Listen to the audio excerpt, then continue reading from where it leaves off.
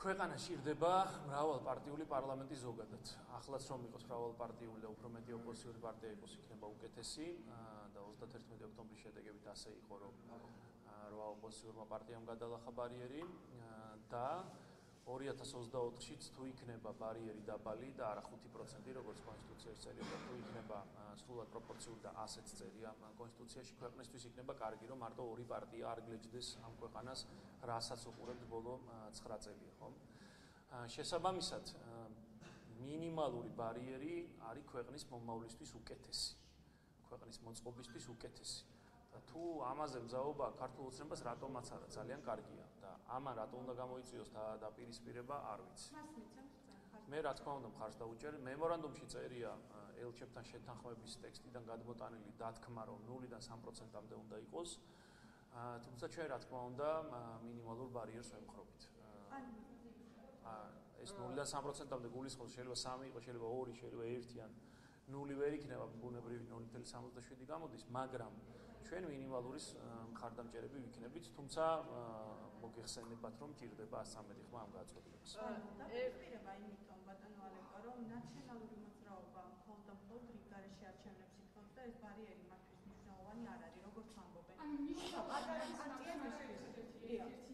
პატარა პარტიებისთვის ეს შეიძლება იყოს იმის გარანტია, რომ შემოვიდნენ პარლამენტში. ამას გულისხმობთ, რომ ნაცმოძრაობას დაუპირისპირდებიან თუ არა ისინი, თუ ნაცმოძრაობა არ შემოვა და არ მიცემს ხმას, მაშინ წაეღებათ მათ, ხო, ეს შესაძლებლობა.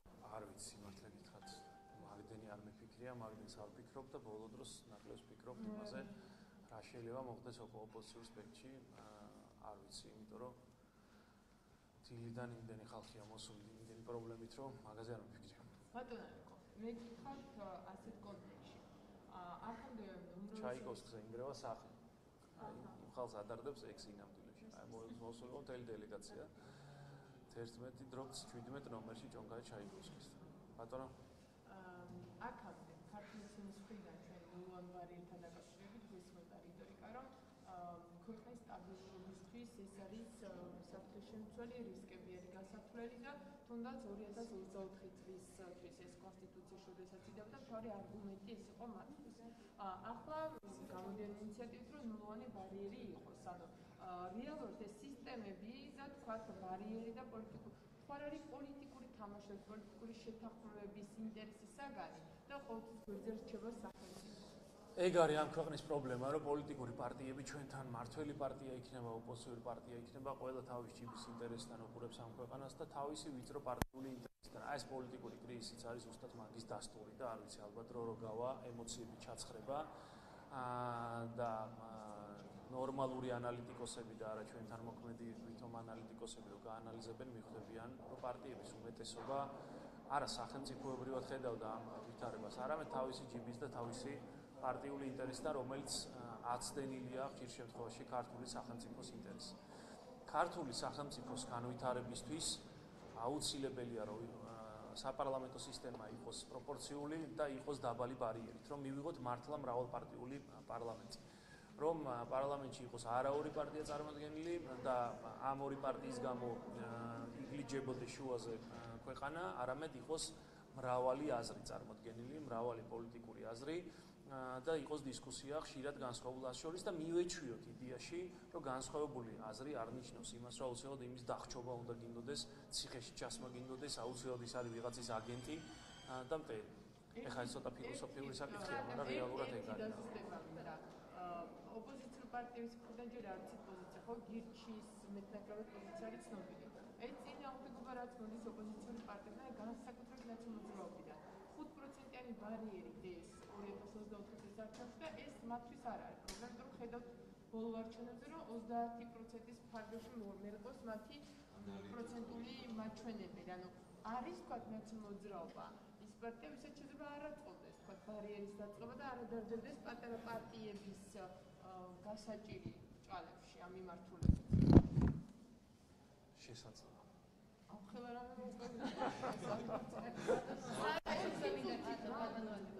ერთი წამი უფასუხოს და მიეჩვენებს კულტურას. ხო გითხარით, შესაძლოა. შესაძლოა კი, ჩემი ინტერესში არ შედიოდეს. სხვა პარტიას ეს ოჯახური კონფლიქტების გარშემო. სხვა პარტიას სხვა ინტერესი აქვს სამწუხაროდ. კიდევ ერთხელ ამბობ, ამ ქვეყნის პრობლემა, რომ ჩვენ უყურებთ არა სახელმწიფოებრივი პრიზმიდან, არამედ საკუთარი პარტიული, ხშირ შემთხვევაში და ჯიბის პრიზმიდან. აი ეს არის ამ ქვეყანას 30 წელია, თომას ვკეპნით ერთ ადგილს არის ეს. რომ რაც არის რომელიღაც პარტიისთვის კარგი, ის მიაჩნიათ, რომ არის ქვეყნისთვისაც კარგი, არა და პირიქით არის ხშირ შემთხვევაში და იმიტომ ზიანდება ეს ქვეყანა, იმიტომ ვერ ვითარდება და იმიტომ ვართ ერთ-ერთი უღარიბესი ქვეყანა. ჩვენ რო ღარიბი ქვეყანა ვართ, ამას ძალიან კონკრეტული მიზეზები აქვს. ერთ-ერთი მთავარი მიზეზი არის ის, რომ საარჩევნო სისტემა იყო მავნებლური და საარჩევნო წესი იყო თვითონ არჩევნები არ ტარდებოდა პატიოსნად. აი ამ ორი რამის გამო ეს ქვეყანა ღარიბი სინამდვილეში და არა სხვა რაღაცების გამო. სააკაშოზე მიდაგიხოთ ის მოუწოდებს დაუმორჩილებლობას და თავის დუეტში და კაპიტალში. მიაჩნია რომ უნდა გაგრძელდეს დაუმორჩილებლობის აქციები ეს იგულისხმა ბოლო დღეებში კომენდანტის საათის დარღვევა. ძალიან დიდი ხანია სააკაშვილი ასაღებს საერთოდ არ მაინტერესებს გულს ყველგან. აი ძალიან დიდი ხანია. ბატონო ალეკო, თუ შეიძლება ეს მომოვიდეს რომ გამიმეოროთ აი 0%-იან ბარიერთან დაკავშირებით, ანუ გვირჩი ამბობს რომ იმ შემთხვევაში შემოვა პარლამენტში თუ იქნება 0%-იანი ბარიერი. ქართული ოცნება ამბობს რომ ყველა უნდა შეფარდეს. ყველა კლიანტ ოპოზიცია 0%-იანი ბარიერი არის ქვეყნისთვის კარგი. არა იმიტომ რომ ჩვენი პარტიისთვის კარგია რომელიღაც პარტიის. მრავალ პარტიული პარლამენტი ამ ქვეყანას ჭირდება, რომ ყველა გემოვნების და პოზიციის ამომრჩეველს ყავდეს თავის წარმომადგენელი პარლამენტში. და იმის გამო რომ ვიღაცა 5%-იან ბარიერს ვერ გადალახავს, ამიტომ მათი ხმა დაიკარგოს. შესაბამისად 0%-იანი ბარიერი არის გარანტი იმის, რომ ყველა გემოვნების ამომრჩეველს განსხვავებული გემოვნების ამორჩევლებს ყავდეთ თავისი წარმომადგენლები პარლამენტში და მათი სატყივარი, მათი დარდი, მათი ფიქრი ისმოდეს. რაოდენ განსხვავებულიც არ უნდა იყოს ეს დარდი და სატყივარი. ეს არის და ეს ამ ქვეყნის მომავლისთვის და პერსპექტივისთვის არის ძალიან მნიშვნელოვანი. შესაბამისად ჩვენ ამიტომ უჭერთ ხარს, რომ ქვეყანა თუ უნდა განვითარდეს, ბევრი პარტია უნდა იყოს პარლამენტში წარმოდგენილი და ამის გარანტია 0%-იანი ბარიერი, მინიმალური ბარიერი. ჩვენ ამას უჭერთ ხარს. რომელი პარტია რას უჭერს და რატომ?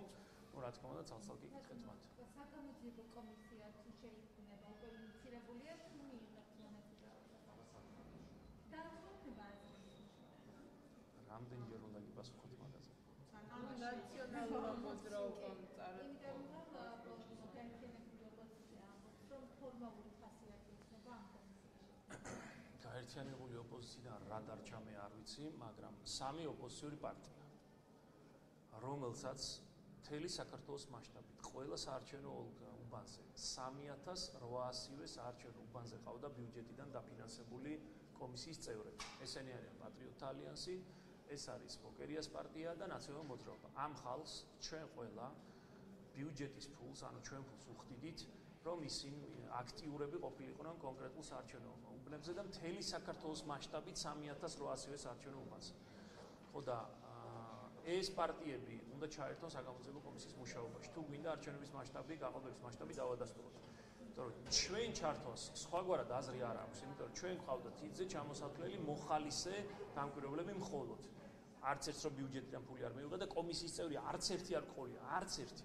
შესაბამისად იმის გამო რომ მე არ მყავდა კომისიის წევრი, მაგალითად ლენტეხში ან არ მყავდა ყვარელში ან არ მყავდა ნინო წმინდაში თუ მარნეულში თუ დედოფლის წყაროში, როგორ მოვყვე ხა იქ არსებული ვითარება საარჩევნოდ 31 ოქტომბერს, როცა ჩვენგან არავინ არ ყოფილა.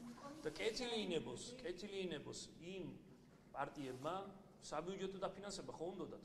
თითქმის 4000 ადამიანს ფული ხო მისცეს, რომ საარჩევნო კომისიის წევრები ყოფილიყვნენ. იმ ადამიანებმა ხო მოაწერეს შემაჯამებელ ოქმებს ხელი. და რას აწერდნენ? ხელს აი ეს გითხრა. და რატომ აწერდნენ?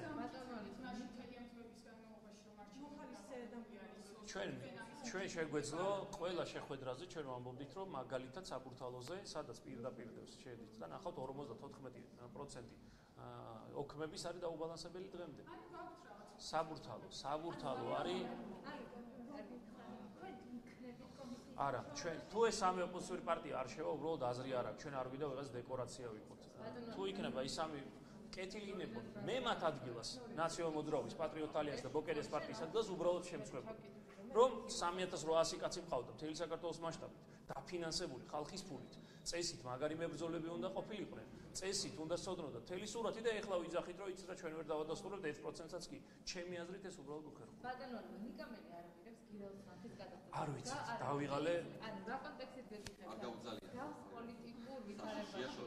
როცა არ ემორჩილება. კანონის წინაშე ყველა უნდა ვიყო თანასწორი, თუმცა ნიკამელიას რა მუხლიც არის წარდგენილი, ის არის აშკარად პოლიტიკურად მოტივირებული. ამაში ვარ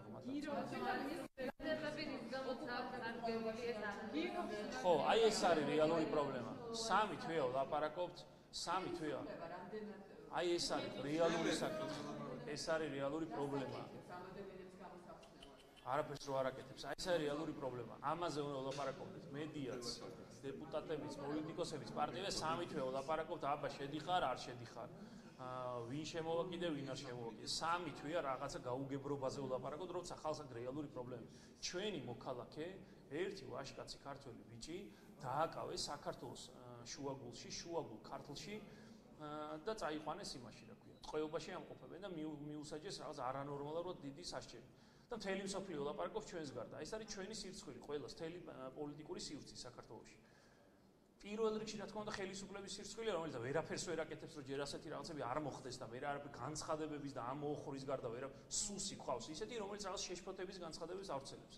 მაშინ როცა ჯერ პრევენციით უნდა იყოს დაკავებული და შემდეგ იმ ადამიანს იქიდან გამოხსნით. და არ უნდა ველოდებოდეთ ამერიკის თუ სახელმწიფო ვართ, უნდა ვიყო ძალიან მტკიცე და შეუპოვარი. ასე არ უნდა თავში არ უნდა უპარტყუნებდეს ქართულ სახელმწიფოს არავინ და ღობე-მორღვეული ქვეყანა არ უნდა ვიყოთ. და ამაზე უნდა ვლაპარაკობდეთ ყველა, მაგრამ შედიხარ, არ შედიხარ, ის შემოდის, არ შემოდის, შენზე იმანეს თქვა, შენზე იმანეს თქვა და ხო მეც ვარ ამ კინკლაობაში და პინგ-პონგში და რეალურ აგე რა გაჩვენებთ ამ ტელეფონზე რა ხალხი მირეკავს, არა ახლა რა პრობლემით მოდის ხალხი. ბატონო, სულ ჩართული მაქვს, ჩავრთი არა, ძალიან უსინდისობა იყო, რომ კვირა საღამოს მირეკავ და მე ვითომ თან ჩართული იყო ის ტელეფონი. ამონაბი კი ბატონო, ისე ძალიან უსინდისობა ცხადდება. პირველ დღეს რომ გამოვაცხადეთ თქვენი აზრით როგორ უნდა მეპასუხო, გათიშვილი არ მქონდა, ტელეფონი მქონდა იმას რა ქვია. ხო, კაი, 11 საათზე თუ დამირეკავ მე ხანდახან ჭამ, საიდუმლოს გეტყვით დაუჯერე. ხანდახან ჭამ ხოლმე. არა, მაშინ მიუთითო. ხანდახან აბაზარში. დღეში 150,000 პასუხობ ყოველ. მაგალითად კვირაში 3 დღე 5-დან 7-მდე შეგიძლიათ მაგრამ შემდეგ ძალიან ეხოსი და მიეცნოს უპასუხო. მინდომა მუსიკა